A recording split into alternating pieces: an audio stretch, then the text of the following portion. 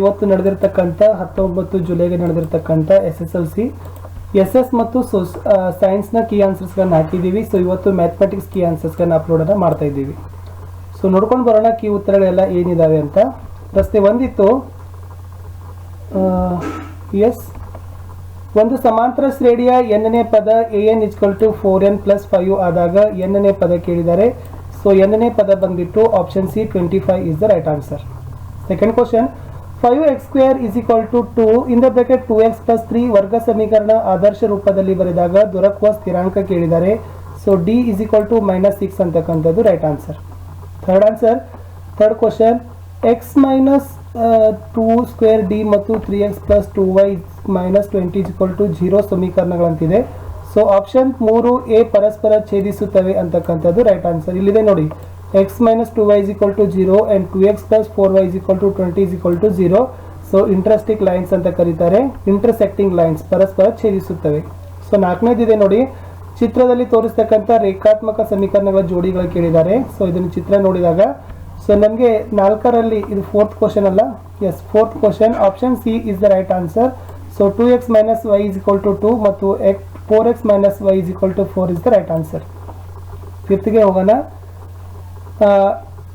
a1x + b1y = c1 = 0 ಮತ್ತು a2x + b2y = c2 = 0.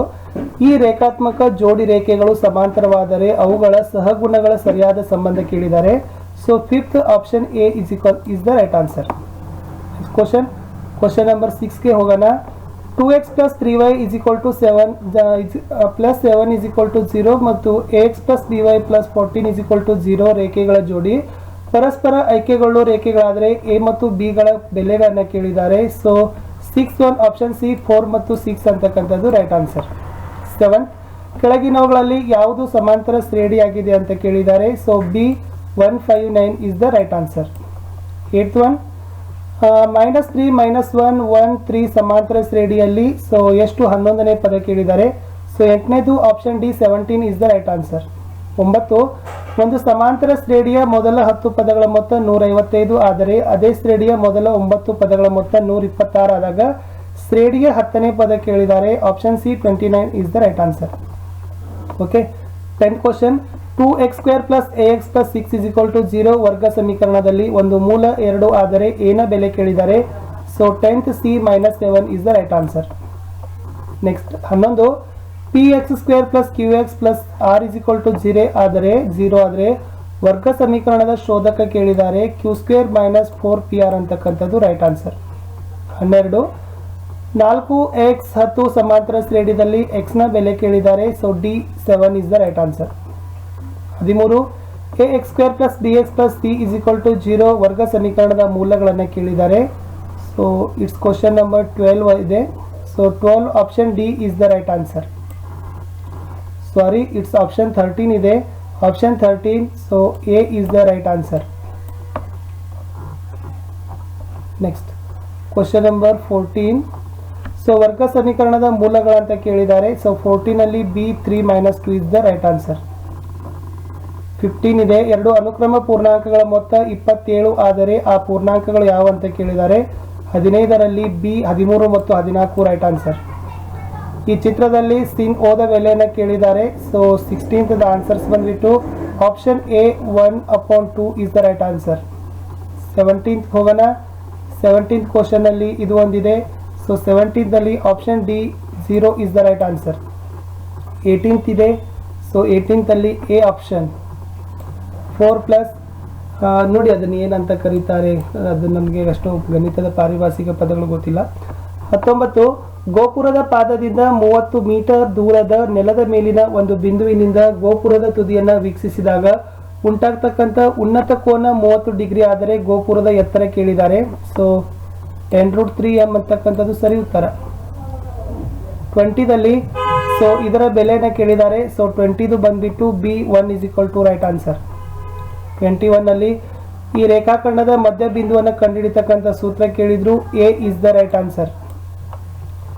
22, so ಬಿಂದುಗಳಿಗಿರ್ತಕ್ಕಂಥ ದೂರ ಕೇಳಿದ್ದಾರೆ. 22ದಲ್ಲಿ A option is the right answer. 23, ದತ್ತ ಪ್ರಾಪ್ತಾಂಕಗಳಲ್ಲಿ ಅತಿ ಹೆಚ್ಚು ಸಲ ಪುನರಾವರ್ತಿತ ಸಂಖ್ಯೆಯ ಮೌಲ್ಯಗಳ ಪ್ರಾಪ್ತಾಂಕ ಕೇಳಿದ್ದಾರೆ. ಸೊ 23B ಬಹುಲಕ ಆಗಿದೆ, ರೈಟ್ ಆನ್ಸರ್. 24 ಅಲ್ಲಿ ಸರಾಸರಿ ಕೇಳಿದ್ದಾರೆ. ಸೊ 24 ಅಲ್ಲಿ ಸರಾಸರಿ ಬಂದ್ಬಿಟ್ಟು option D 4 is the right answer. 25 ದಲ್ಲಿ ದತ್ತಾಂಶಗಳ ಸರಾಸರಿ ಮತ್ತು ಬಹುಲಕಗಳ ಮಧ್ಯದ ಸಂಬಂಧ ಕೇಳಿದ್ದಾರೆ. ಎ 3 ಮಧ್ಯಾಂಕ ಇಸ್ ಈಕ್ವಲ್ ಟು 2 ಸರಾಸರಿ ಪ್ಲಸ್ ಬಹುಲಕ ಇಸ್ ದ ರೈಟ್ ಆನ್ಸರ್. 26 ಇದೆ ನೋಡಿ. 26 ದಲ್ಲಿ ಬರುತ್ತೆ ಉತ್ತರ ಡಿ, ಸಿಲಿಂಡರ್ನ ಘನದಷ್ಟೇ ಇರುತ್ತದೆ is the right answer.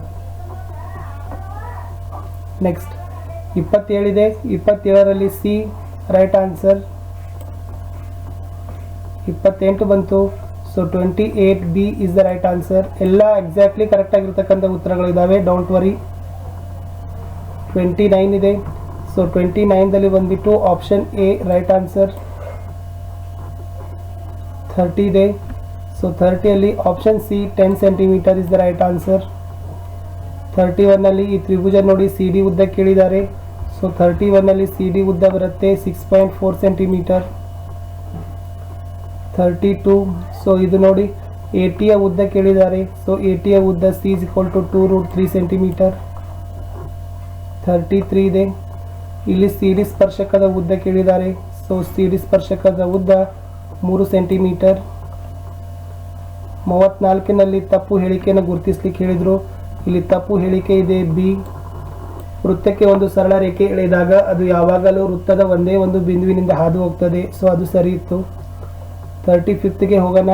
So it's May be 35 ಅನ್ಸುತ್ತೆ. ಸೊ 35ಅಲ್ಲಿ A is the right option.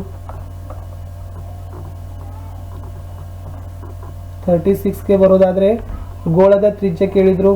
So ಗೋಳದ ತ್ರಿಜ್ಯ ಎಷ್ಟಿದೆ ಅಂತಂದರೆ 7 ಸೆಂಟಿಮೀಟರ್ ಅಂತಕ್ಕಂಥದ್ದು ಸರಿಯಾದ ಉತ್ತರ ಇತ್ತು. 37 ನೋಡಿ, ಶಂಕುವಿನ ಘನಫಲ ಕಂಡುಹಿಡಿತಕ್ಕಂಥ ಸೂತ್ರ ಕೇಳಿದ್ದಾರೆ. ಅದು 1/3πr²h ಅಂತಕ್ಕಂಥದ್ದು ರೈಟ್ ಆನ್ಸರ್. 38 ಇದೆ.